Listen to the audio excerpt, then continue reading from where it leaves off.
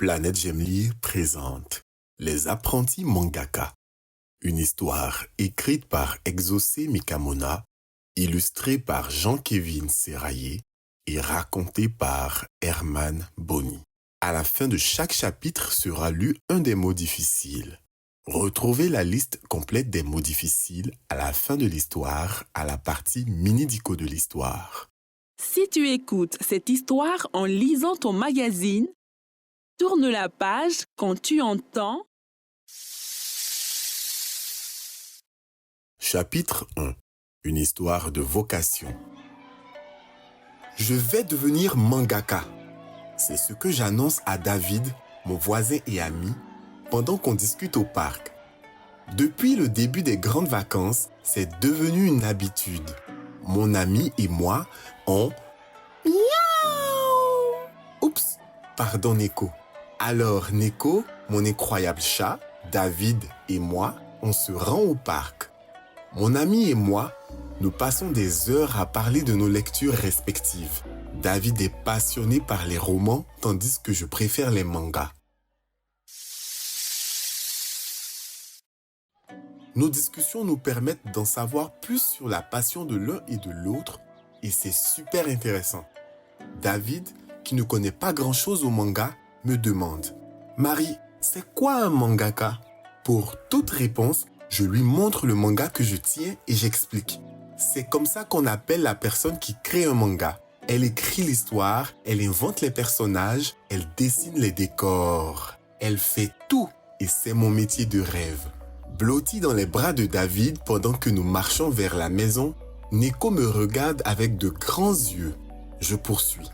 Hier, j'ai vu à la télé qu'une maison d'édition de notre ville veut publier un manga écrit par un enfant, alors je vais leur envoyer mon chef-d'œuvre. Ce manga sera le début de ma grande carrière. Je travaillerai dur et un jour, mon manga sera tellement célèbre qu'il aura sa version animée.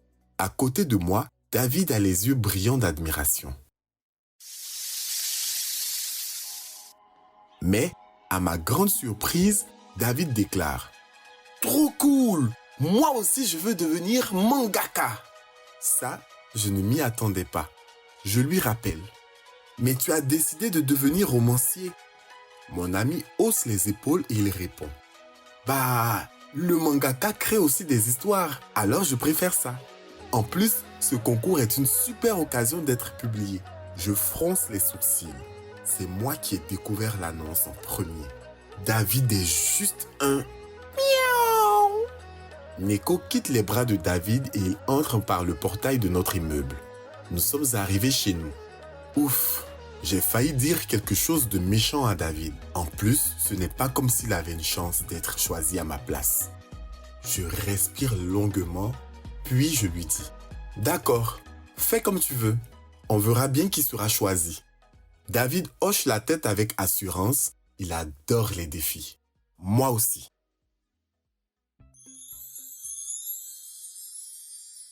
Mini-dico. Un chef-d'œuvre non masculin. C'est une création tellement géniale que tout le monde l'admire. Ça peut être un dessin, un livre, une sculpture, une peinture, etc. Chapitre 2. La création d'un univers. Le soir, je me mets au travail. Contrairement à David, je ne fais pas que lire des romans. Je connais les mangas et je sais reproduire les dessins. En 2 heures, j'ai fini de dessiner mon héroïne, ses amis et le grand méchant. Mais quand j'essaie d'écrire l'histoire, je suis bloqué. Je me pose beaucoup de questions et je finis par tout recommencer.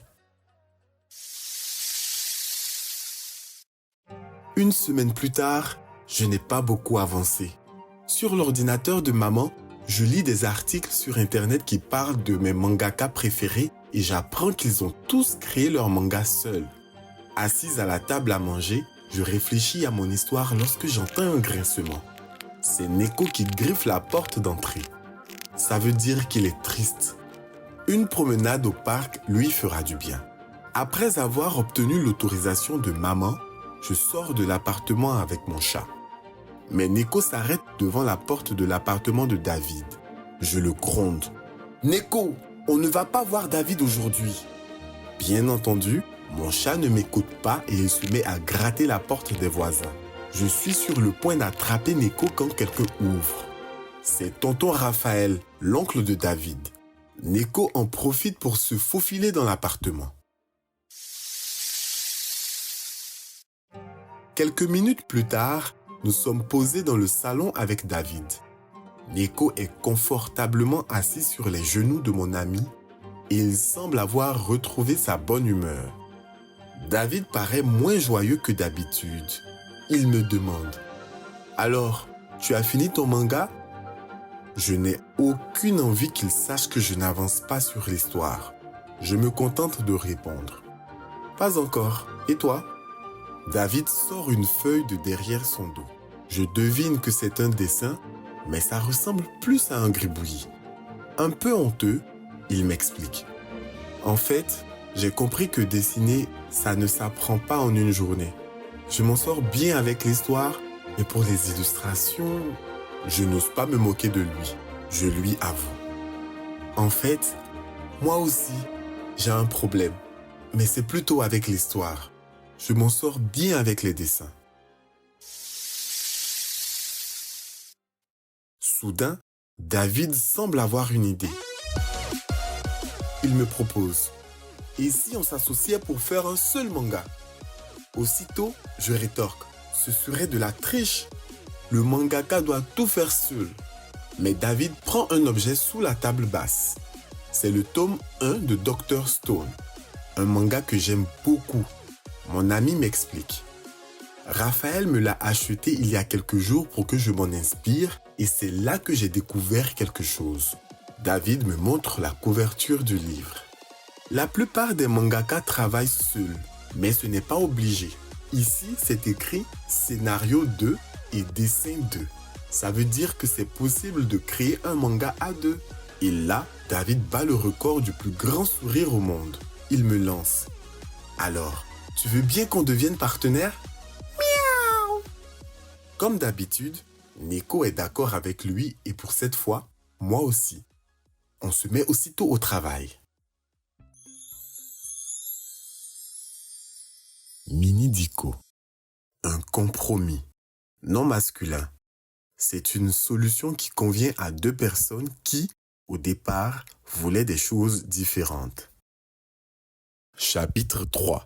Briller à deux. La date limite pour envoyer notre manga à la maison d'édition est dans 1 mois. Il n'y a pas de temps à perdre. Nous nous installons sur un banc du parc, chacun un crayon et un carnet dans les mains, pendant que Neko joue avec d'autres chats. Nous devons commencer par l'histoire, mais ce n'est pas ma partie préférée. Heureusement, je sais que je peux compter sur David. Mon partenaire propose. Chacun dit tout ce qui lui passe par la tête, puis on choisit ce qu'on veut garder. Je me servirai de toutes ces idées pour écrire le scénario. Pendant 1 heure, nous réfléchissons à toutes sortes de situations et les notons dans nos carnets. Souvent, nous ne sommes pas d'accord sur un détail. Mais heureusement, nous finissons par trouver un compromis. La semaine suivante, David se consacre à l'écriture du scénario. Il décrit toutes les actions et il invente les dialogues. Il me fait souvent relire pour me demander mon avis. Quand David a enfin terminé, il lance. C'est parti pour l'étape finale, les illustrations. Mais avant ça, on doit faire le storyboard. C'est une sorte de brouillon dans lequel je dessine rapidement les actions de chaque page et de chaque case. David me dit ce qu'il pense de telle ou telle position et je corrige mes dessins. Enfin, je commence les illustrations. Elles sont en noir et blanc et la lecture se fait de droite à gauche. Ce sont les règles du manga. Parfois, je me trompe et je dois tout recommencer. Heureusement, David et Neko m'encouragent. Je dessine chaque jour et après 2 semaines, La guerrière au chocolat, notre premier manga, est terminé. C'est l'histoire d'une guerrière au super pouvoir qui se bat contre des ennemis extraterrestres en mangeant du chocolat. David et moi faisons lire notre œuvre à nos familles mais aussi à nos amis du parc pour en savoir ce qu'ils en pensent. Nos amis sont submergés par la lecture. Ils ne ratent aucune miette. On peut voir de l'émerveillement dans leurs yeux. Soudain, l'un des garçons s'exclame. « C'est trop intéressant! On dirait un vrai manga. » Je le corrige. C'est un vrai manga. Le papa de David nous emmène à la maison d'édition pour déposer notre manuscrit. Un monsieur nous reçoit avec un grand sourire et il dit « Oh, vous êtes notre première équipe de mangaka !»